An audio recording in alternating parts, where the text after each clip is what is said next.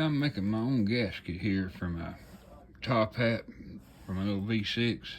I bought the raised runner gasket for the bottom half of the intake.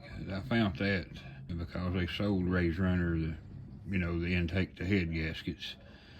But this old top hat gasket here, they wouldn't no way I was going to find one of them. But anyway, I laid it on a piece of cardboard here. It wasn't just regular cardboard. This is gasket material. I've had a pack of it.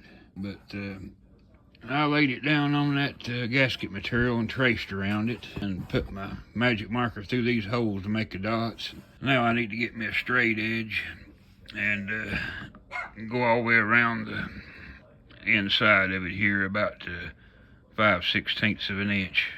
I get that all drawed out, and I've got a leather punch. I'll punch all those holes out the right size so they'll be nice, and cut this baby out, and I'll have me a homemade gasket for my little intake. Got her all traced out here. All I gotta do now is get my leather punch kit out and punch out these holes. I got a little razor knife on a little stick like a surgical tool. Cut this baby out with the scissors on the outside. Use that little surgical knife to get the inside started there. I got the edges cut out. Next step, punch a hole and cut the inside out with a razor blade. Got me a punch here and a hammer. I want to punch out all these holes. And I got this razor knife here. I wanted to trim around that inside rail.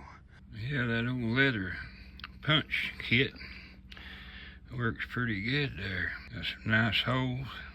All I gotta do now is take my razor knife and cut that inside line out.